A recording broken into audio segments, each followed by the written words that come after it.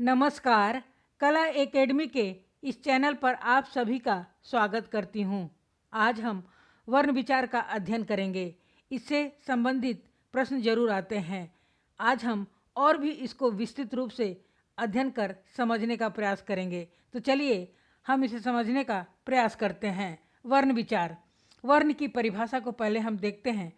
कामता प्रसाद गुरु के शब्दों में वर्ण उस मूल ध्वनि को कहते हैं जिसके खंड नहीं किए जा सकते हैं, जैसे क, अ, ट।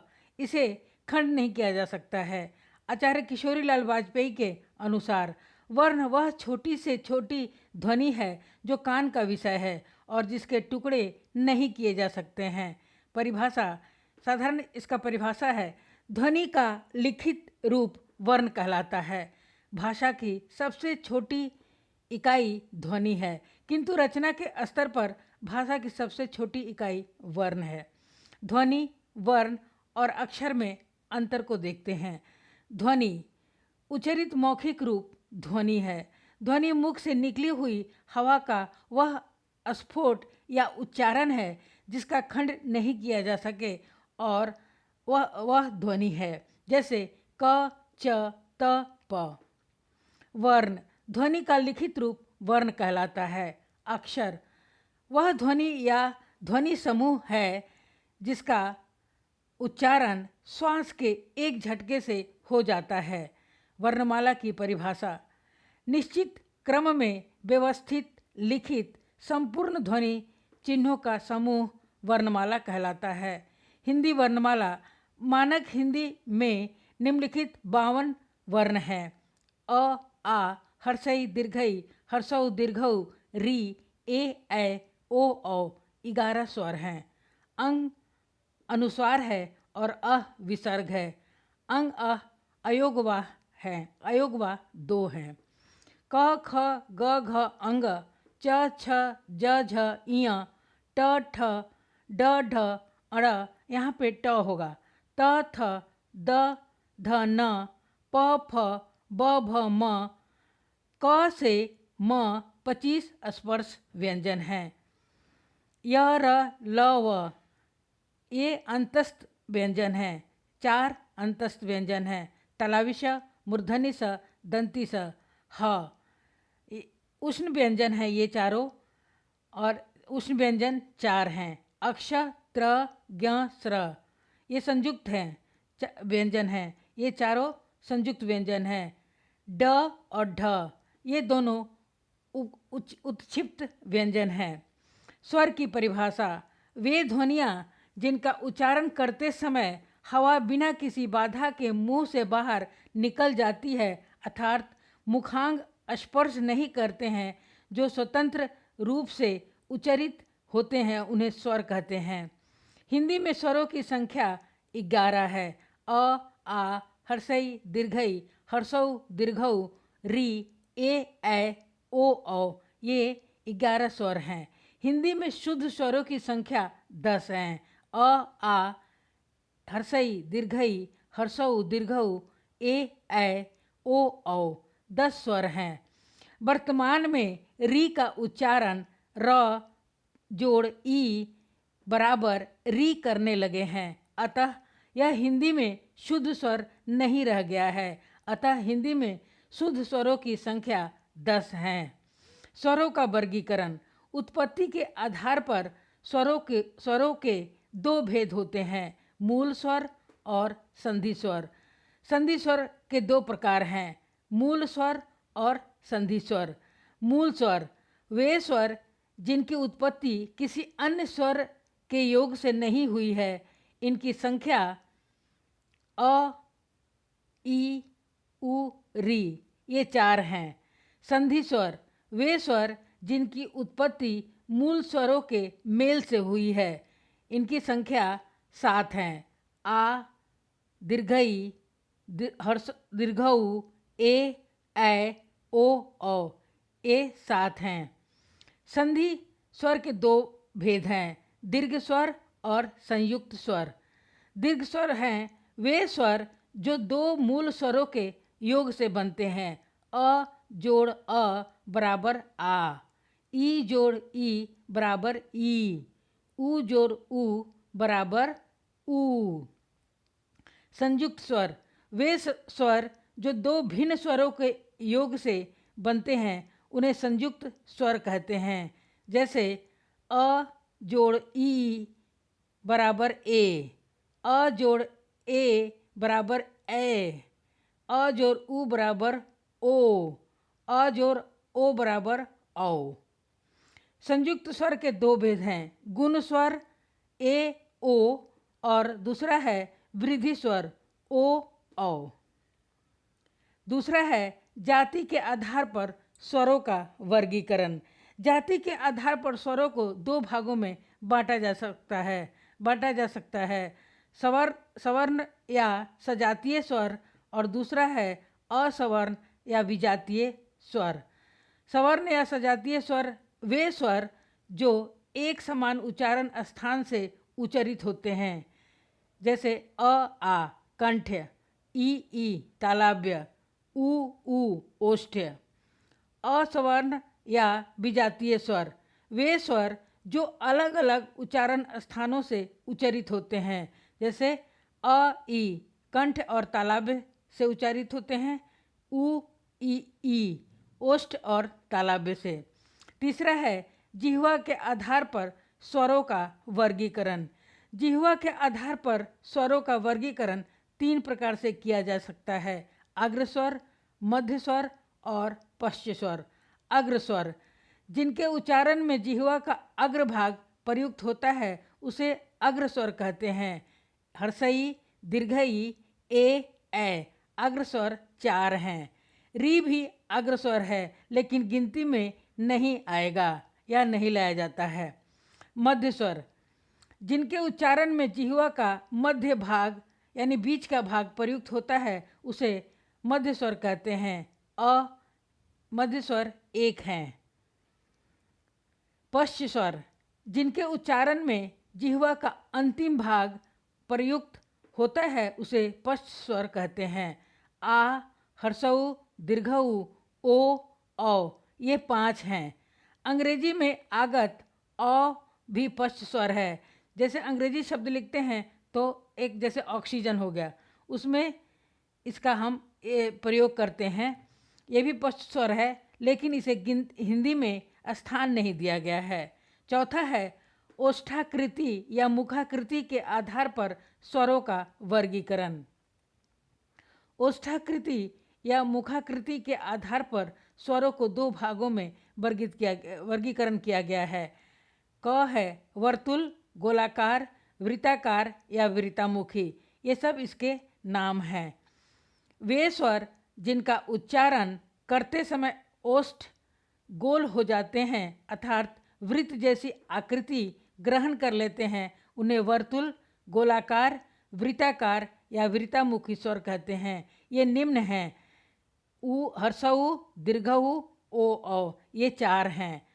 ख नंबर का है, दूसरा है अवृत्ताकार और अवृत्तमुखी या प्रसरित स्वर, इसके 3 नाम हैं। वे स्वर जिनका उच्चारण करते समय ओष्ठ गोल नहीं होते अपितु फैल जाते हैं उन्हें अवृत्ताकार, अवृत्तामुखी या प्रसरित स्वर कहते हैं। ये निम्न हैं अ, आ, हर्षई, दीर्घई, ए ये 6 हैं।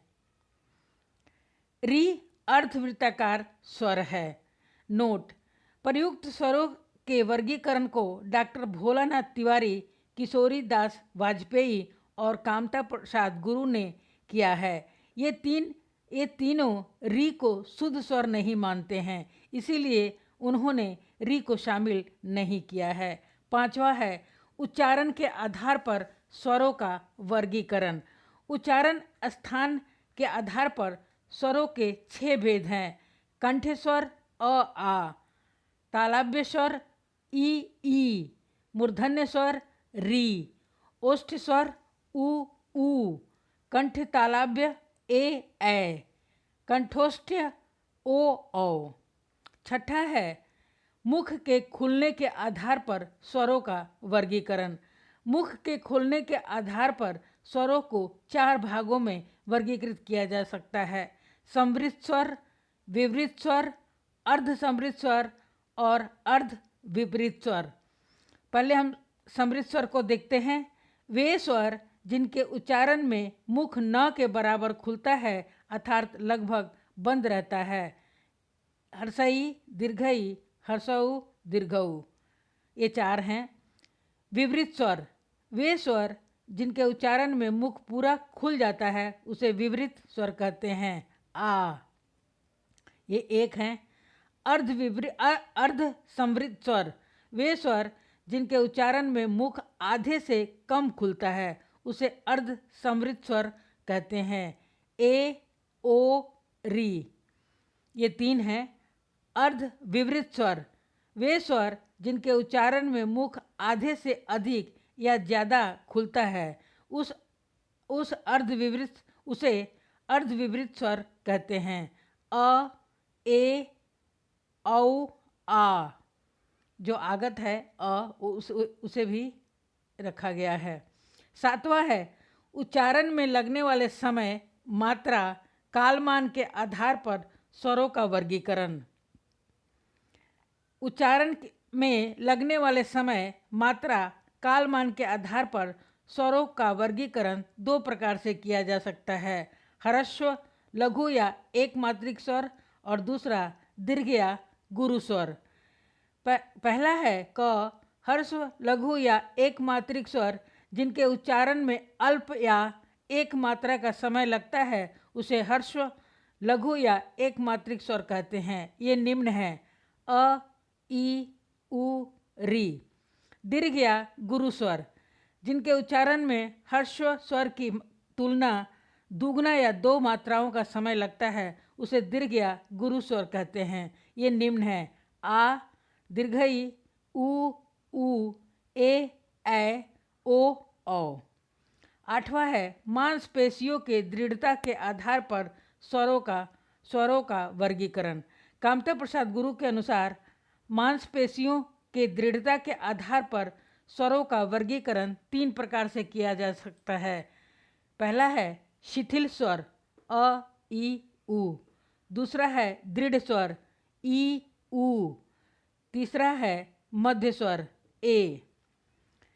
9 नंबर का है उच्चारण स्थान के आधार पर स्वरों का वर्गीकरण। उच्चारण स्थान के आधार पर स्वरों का वर्गीकरण 2 प्रकार से किया जा सकता है: अनुनासिक और सानुनासिक, जिनके उच्चारण, और दूसरा है निर्नुनासिक और अनुनासिक। तो पहला है अनुनासिक, सानुनासिक, जिनके उच्चारण में ध्वनि मुख के साथ नासिका से भी निकले उसे अनुनासिक स्वर कहते हैं: अ, आ, ई। दूसरा है निर्नुनासिक और अनुनासिक, जिनके उच्चारण में ध्वनि केवल मुख से निकले उसे निर्नुनासिक, अनुनासिक स्वर कहते हैं: अ, आ, ई, उ। स्वरों के विषय में विशेष तथ्य। स्वरों का उच्चारण करते समय स्वर यंत्रियों में कंपन, नाद, गूंज, घोष या झनकार होती है, अतः सभी स्वर घोष, सघोष होते हैं। स्वरों के उच्चारण में श्वास की मात्रा कम लगती है, अतः सभी स्वर अल्प प्राण हैं। री का प्रयोग केवल तत्सम शब्दों में होते हैं, अतः री को तत्सम स्वर कहते हैं। अ एकमात्र ऐसा स्वर है जिसकी कोई स्वर नहीं मानी जाती है। स्वर 11 और स्वत की मात्राएं 10 हैं। व्यंजन वे ध्वनियाँ जिनका उच्चारण करते समय मुख से बाहर निकलने वाली मुखांगों को बाधा का सामना करना पड़ता है, अर्थात मुखांग परस्पर स्पर्श करते हैं, उसे व्यंजन कहते हैं। मुखांग कंठ, तालु, मूर्धा, दंत, ओष्ठ और बीच में जिह्वा है। व्यंजन स्वरों की सहायता से उच्चारित होते हैं, अर्थात बिना स्वरों के इन व्यंजनों का उच्चारण संभव नहीं है। हिंदी में व्यंजनों की संख्या निम्नलिखित 33 हैं: क, ख, ग, घ, अंग, च, छ, ज, झ, ञ, ट, ठ, ड, ढ, अड़, त थ द ध न प फ ब भ म य र ल व तलाविश मूर्धनिश दंतिश ह। ये 33 हैं। अक्ष त्र ज्ञ स्र ये संयुक्त व्यंजन हैं, 4 हैं ये। स्पर्श वर्गीय व्यंजन क से म तक स्पर्श वर्गीय व्यंजन हैं 25। अंतस्थ व्यंजन य र ल व 4 अंतस्थ व्यंजन हैं। उष्ण व्यंजन तलाबिश मूर्धनिश दंतिश ह। उष्ण व्यंजन 4 हैं। केंद्रीय हिंदी निदेशालय के अनुसार व्यंजनों की संख्या 35 है। 33 और जोड़ ड ढ मिलाकर 35 हैं। व्यंजनों का वर्गीकरण उच्चारण स्थान के आधार पर व्यंजनों का वर्गीकरण। कंठ व्यंजन क ख ग घ अंग ह। तालव्य व्यंजन च छ ज झ य य श तलावी श। मूर्धन्य व्यंजन ट ठ ड ढ अड़ र श मूर्धन्य श। दंत व्यंजन त थ द ध न ल तलावी श। ओष्ठ व्यंजन प फ ब भ म। नासिक व्यंजन अंग य अड़ न म। ये सभी द्विस्थानीय व्यंजन है।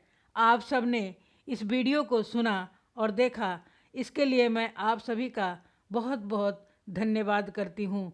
कृपया वीडियो को लाइक सब्सक्राइब और शेयर अवश्य करें ताकि अन्य ज़रूरतमंद विद्यार्थी भी इससे लाभान्वित हो सके।